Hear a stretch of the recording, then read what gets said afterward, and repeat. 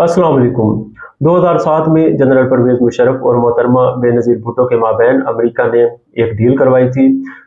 इसके नतीजे में एक बदनाम ज़माना कानून साजी हुई थी जिसे नेशनल रिकन्सिलिएशन ऑर्डिनेंस कहा जाता है। मुख्तसरन इस कानून साजी को हम NRO के नाम से जानते हैं। इस NRO के तहत 1 जनवरी 1986 से 12 अक्टूबर 1999 के दौरान जितने भी करप्शन केसेस थे, क्रिमिनल केसेस थे, उनका खात्मा कर दिया गया था, जिससे कई जो सियासतदान थे, ब्यूरोक्रेट्स थे और दीगर शोबों से ताल्लुक रखने वाले कारोबारी अफराद थे, उनके खिलाफ जो संगीन नौयत के केसेस थे वो बंद कर दिए गए थे। इस कानून साजी के जो बेनिफिशरी थे, बड़ा एक बेनिफिशरी खानदान उस टाइम का भुट्टो और जरदारी खानदान था। इसी के नतीजे में, इसी की बदौलत बाद में जरदारी साहब जो थे, जिन्हें पूरी दुनिया में मिस्टर 10% के नाम से जाना जाता था, वो पाकिस्तान के सदर बनने में कामयाब हुए। इस डील से मुतल्लिक अमेरिका का जो किरदार है, उससे मुतल्लिक अमेरिका की उस टाइम की वजीर खारजा कंडोलीजा राइस साहिबा, उन्होंने 2011 में किताब लिखी अपनी रिटायरमेंट के बाद, नो हायर ऑनर के नाम से, और इस किताब में उन्होंने तफसील से बयान किया कि किस तरीके से उन्होंने जिद्दोजहद की कोशिश की जनरल परवेज मुशर्रफ और मोहतरमा बेनज़ीर भुट्टो के माबैन डील करवाने में, और इस डील के नतीजे में, इस जिद्दोजहद के नतीजे में बाद में ये कानून साजी हुई जिसे हमने अभी आपके सामने बयान किया है। इस हवाले से कंडोलीजा राइस साहिबा ने जो कुछ अपनी बुक के अंदर लिखा है नो हायर ऑनर में, वो सारा जो का मैं आपके सामने रखता हूँ। कंडोलीजा राइस साहिबा ने लिखा है कि साल 2007 के आगाज में जनरल मुशर्रफ की जानिब से कहा गया कि ताकतवर अपोजिशन लीडर बेनज़ीर भुट्टो के साथ उनके इख्तलाफात के खात्मे के लिए उन्हें मदद चाहिए। उन्होंने ये बात अमेरिका से कही। मुशर्रफ जब से इक़्तिदार में आए थे तब से बेनज़ीर भुट्टो खुद साख्ता जिला वतनी में थी। ये बहुत मुश्किल लग रहा था, लेकिन अगर दोनों मुखालफिन यानी कि मुशर्रफ और बेनज़ीर भुट्टो इक़्तिदार की शिराकत का इंतजाम कर लेते, पावर शेयरिंग अरेंजमेंट कर लेते, तो इससे सियासत का वजन मॉडरेट अफराद की जानिब चला जाता।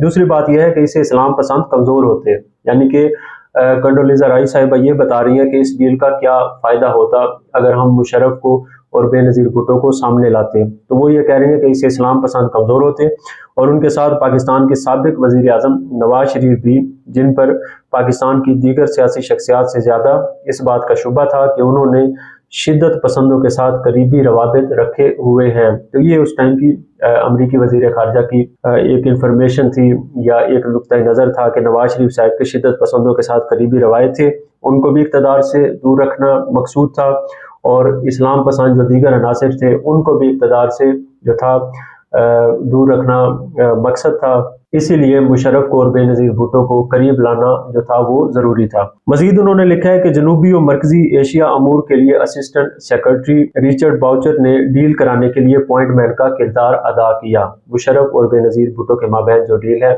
उसके लिए। रिचर्ड दोनों पार्टियों के इर्द गिर्द घूमते रहे। वो अमूमन बेनज़ीर भुट्टो से लंदन में मिलते थे। रिचर्ड उन्हें इतना करीब ले आए कि इनके दरमियान फेस टू फेस मुलाकात मुमकिन हो गई बेनज़ीर भुट्टो और मुशर्रफ के माबैन। यह मुलाकात जुलाई 2007 के आखिर में मुत्तहदा अरब इमारात में हुई, लेकिन इस मुलाकात के दौरान इनकी बातचीत जो थी बेनतीजा रही। अमेरिका ने दोनों की मुलाकात करवा दी। आगे लिखा है वजीर खारजा, साबिक वजीर खारजा साहिबा ने कि जब मैंने मुशर्रफ को इमरजेंसी के निफाज से रोकने के लिए बात की थी तो मैंने उनसे वादा किया था कि दोनों रहनुमाओं को करीब लाने के लिए कोशिशों को तेज करेंगे, क्योंकि मुशर्रफ साहब ने उनसे रिक्वेस्ट की थी कि बेनज़ीर भुट्टो के साथ उनकी डील करवाई जाए। मजीद उन्होंने लिखा है कि रिचर्ड बाउचर जो थे वो कई बार एक फरीक से दूसरे की जानिब गए। अक्टूबर के आगाज में 4 मामला जो थे हल तलब थे। अक्टूबर 2007 की बात हो रही है। 4 मामला बेनज़ीर भुट्टो और परवेज मुशर्रफ के माबैन जो हाल तलब थे वो क्या थे। पहला मामला ये था कि मुशर्रफ अपनी फौजी वर्दी कब उतारेंगे, ये पहला मामला था, यानी कि इलेक्शन से पहले उतारेंगे, जो आम इलेक्शन होने वाला था 2008 में, या उसके बाद उतारेंगे। दूसरा जो हाल तलब मामला था, उन्होंने ये उसके बारे में लिखा है कि क्या बेनज़ीर भुट्टो और उनकी पार्टी के साथियों को उनके खिलाफ कई करप्शन केसेस से इस्तिस्ना दिया जाएगा। ये वही सवाल है जिसका नतीजा बाद में NRO की शक्ल में निकला था। इन करप्शन के केसेस में बेनज़ीर भुट्टो के खामन के खिलाफ केसेस भी शामिल थे, यानी कि जरदारी के खिलाफ केसेस। तीसरा जो हाल तलब मामला था दोनों के माबैन वो ये था कि क्या तीसरी बार वजीर आजम बनने की आईनी पाबंदी के बावजूद बेनज़ीर भुट्टो वजीर आजम बन सकेंगी, क्योंकि मुशर्रफ ने इसके ऊपर आईनी पाबंदी लगवा दी थी, मुशर्रफ के दौर में हुई थी कि तीसरी दफा वजीर आजम नहीं बन सकते, और बेनज़ीर भुट्टो 2 दफा पहले बन चुकी थी, तीसरी दफा उनके बनने के लिए राह हमवार करने की जो थी ये मामला भी हाल तलब था कि ये हो सकेगा या नहीं हो सकेगा। और चौथा जो हाल तलब मामला था उससे मुतल्लिक कंडोलीज़ा राइस साहिबा ने लिखा है कि क्या मुशर्रफ इंतखाबात से पहले बेनज़ीर भुट्टो की वतन वापसी को सपोर्ट करेंगे। ये 4 अमूर इनके माबैन थे। इसके बाद उन्होंने लिखा है कि मैंने अक्टूबर 2007 को शाम 4:47 पर फोन कॉल पर ये सवालात मुशर्रफ के सामने रखे। 1 घंटा बाद 5:47 पर मैंने बेनज़ीर भुट्टो से बात की और उन्हें मुशर्रफ का रद्द अमल बताया। शाम 6:18 पर मैंने एक बार फिर मुशर्रफ से बात की। इसके बाद शाम 6:53 पर मैंने बेनज़ीर भुट्टो को कॉल की।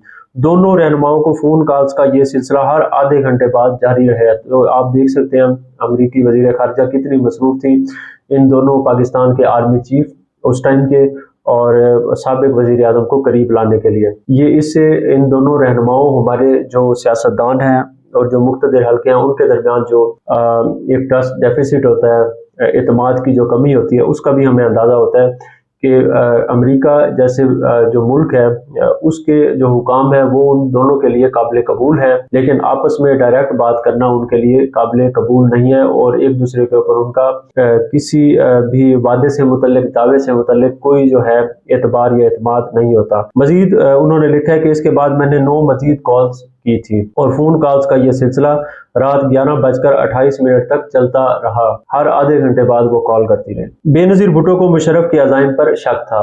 ये वो एतमाद की जो कमी है उससे मुतल्लिक वो बता रही है कि बेनज़ीर भुट्टो को मुशर्रफ के अज़ाइम पर शक था, जबकि जनरल मुशर्रफ को बेनज़ीर भुट्टो के अज़ाइम पर, दोनों को एक दूसरे से मुतल्लिक शकूक व शुबहात थे। एक फोन कॉल हमें डील के एक कदम करीब लाती तो दूसरी कॉल हासिल शुदा जो कामयाबी थी उसको ज़ाया कर देती। बेनज़ीर भुट्टो कहती थी कि उन्होंने अपनी पार्टी कॉन्फ्रेंस को साथ लाना है क्योंकि उनकी पार्टी मुशर्रफ के साथ डील नहीं चाहती थी।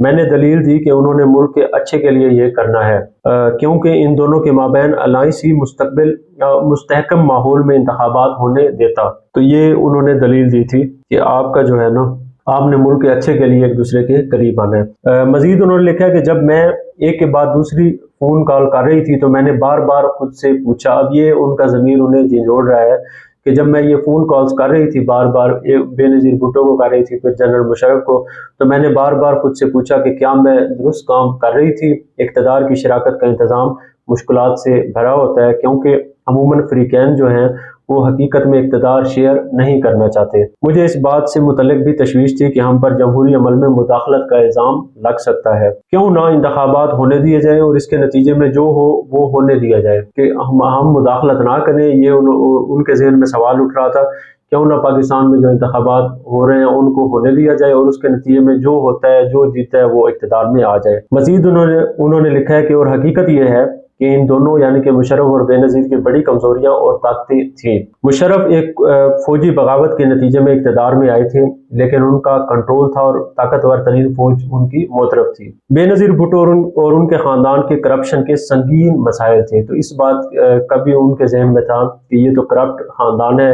बेनज़ीर भुट्टो और उनके ख़ानदान के करप्शन के संगीन मसाइल थे, लेकिन बेनज़ीर में अमेरिका को फ़ायदा ये नज़र आ रहा था कि बेनज़ीर भुट्टो पाकिस्तान में इस्लाहात की अलामत के तौर पर उभरी थी और वो अमूमन लिबरल सियासी आरज़ू की हामिल थी। ये दोनों मुखालफिन मॉडरेट थे, यानी कि मुशर्रफ और बेनज़ीर भुट्टो दोनों जो मुखालफिन थे जिनके माबैन डील करवाई जा रही थी वो मॉडरेट से, जो शिद्दत पसंदी के खिलाफ लड़ने के लिए तैयार थे। इन दोनों में इक़्तिदार की शराकत का इंतज़ाम पाकिस्तान में जमहूरियत की जानिब सिर्फ एक कदम था, लेकिन मैंने मुल्क को आगे बढ़ने से कबल इस चीज़ को निहायत अहम समझा। मैं लगभग आधी रात को सोई हुई थी कि रात 12:41 पर मुशर्रफ ने मुझे जगा दिया। मैंने ये कहा था कि वो किसी भी वक्त कॉल कर सकता है। वो कहती है कि मैंने मुशर्रफ से कहा हुआ था कि वो किसी भी टाइम जब भी चाहे वो कॉल कर सकता है। इसके बाद मैंने सुबह 4:58 पर बेनज़ीर भुट्टो को कॉल की और उन्हें ताज़ा तरीन ऑफर से मुतालिक आगाह किया। अगली सुबह मैंने दोनों से एक बार फिर बात की।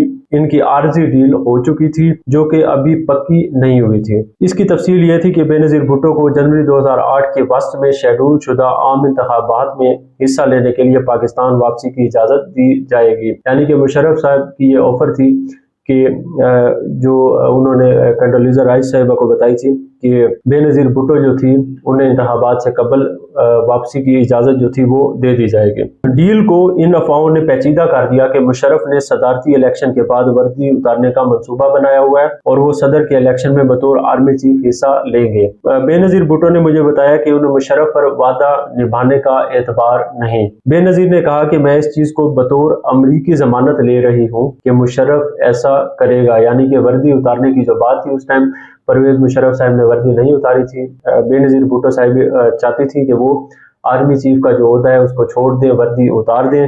तो इसके लिए उन्हें वो कंडोलीज़ा राइस साहिबा को बता रही थी कि उन्हें मुशर्रफ के ऊपर एतबार नहीं है, लेकिन वो अमरीकी ज़मानत के तौर पर जो है ये बात मानेंगी, अमरीकी ज़मानत लेंगी कि मुशर्रफ जो है अपना वादा निभाएगा और वर्दी जो है वो उतार देगा। मज़ीद उन्होंने लिखा है कि 4 अक्टूबर 2007 को डील का ऐलान कर दिया गया है। ये NRO भी सामने आ गया था। इसके बाद 18 अक्टूबर 2007 को बेनज़ीर भुट्टो पाकिस्तान वापस आ गई तो इनकी वतन वापसी की जश्न की रैली पर कातलाना हमला हो गया। इस रैली के करीब 2 बम धमाके हुए।